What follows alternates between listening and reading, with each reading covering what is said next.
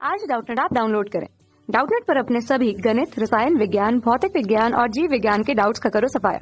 बस प्रश्न की फोटो खींचो, एक ही प्रश्न को क्रॉप करो और तुरंत वीडियो सोल्यूशन पाओ। अभी डाउनलोड करें। हेलो स्टूडेंट्स, प्रश्न है उच्च स्तर पर क्रोमैटिन की पैकेजिंग के लिए अतिरिक्त प्रोटीन समूह की आवश्यकता होती है, जिसे सामूहिक रूप से कैसे संदर्भित किया जाता है। तो ऑप्शन दिए हुए हैं हिस्टोन, एनएचसी प्रोटीन, ट्यूब्यूलिन और एक्टिन। तो स्टूडेंट समझते हैं कि ये पैकेजिंग क्या है। ये पैकेजिंग है डीएनए की पैकेजिंग। तो लिख देते हैं डीएनए की पैकेजिंग। स्टूडेंट, डीएनए जो एक दागीनुमा संरचना है, यह अत्यंत लंबी संरचना होती है और इसे अच्छे से केंद्रक में पैक किया जाता है, नहीं तो ये केंद्रक में समाएगा ही नहीं। तो क्या होता है, डीएनए जो कि ऋणावेशित है, तो यहाँ पर लिख देते हैं इस पर आवेश कौन सा है, ऋणावेश। तो ऋणावेश होता है क्योंकि इसके पास फॉस्फेट ग्रुप पाया जाता है, फॉस्फेट समूह पाया जाता है। तो इसकी पैकेजिंग में हेल्प कौन करता है स्टूडेंट, डीएनए की पैकेजिंग में सबसे पहले हिस्टोन प्रोटीन सहायता करती है। तो लिख देता हूं मैं यहाँ हिस्टोन प्रोटीन।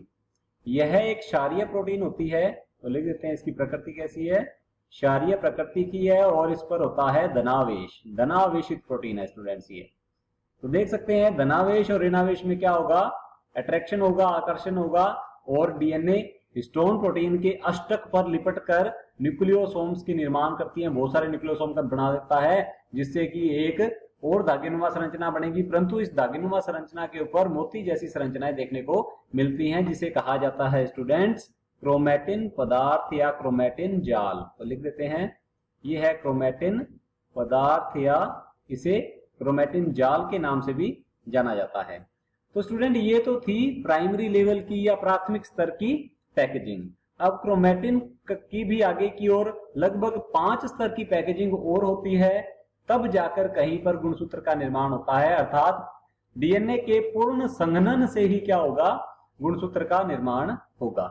अब आगे की जो पैकेजिंग है, इसके अंदर जो प्रोटीन सहायता करती है, हिस्टोन प्रोटीन के अलावा जितनी भी प्रोटीन डीएनए की पैकेजिंग में सहायता करेगी, तो स्टूडेंट उन्हें कहा जाता है, लिख देते हैं यहां पर, नॉन हिस्टोन क्रोमोसोमल प्रोटीन या गुणसूत्रीय प्रोटीन, क्रोमोसोमल प्रोटीन।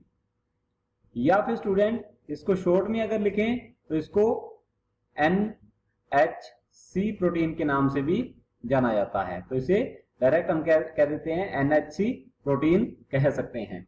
तो स्टूडेंट ये जो प्रोटीन है, ये डीएनए के रेगुलेशन में, गुणसूत्रों के नियमन के अंदर भी सहायता करती है, जैसे कि डीएनए की रेप्लिकेशन है, प्रतिकृतिकरण है, अनुलेखन और कौन सा जीन कब अभिव्यक्त होगा, उसमें यह बहुत ही ज्यादा सहायता करती है।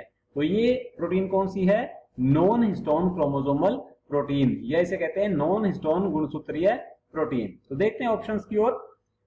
हमें दिया हुआ है, हमें पूछा गया है कि अतिरिक्त प्रोटीन, तो दिया हुआ है यहाँ पर अतिरिक्त प्रोटीन, अर्थात हिस्टोन प्रोटीन की बात यहाँ पर नहीं करनी है, अतिरिक्त प्रोटीन की बात करनी है हिस्टोन प्रोटीन के अलावा। तो ऑप्शन ए दिया हुआ है हिस्टोन, तो ये क्या होगा, गलत।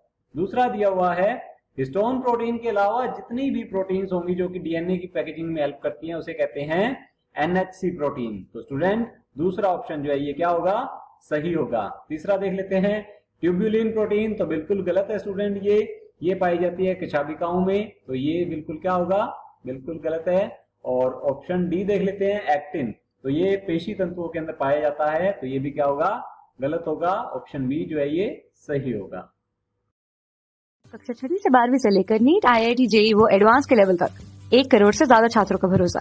आज ही डाउनलोड करें डाउटनेट ऐप या व्हाट्सएप करें अपने सारे डाउट्स 8400 400 400 पर।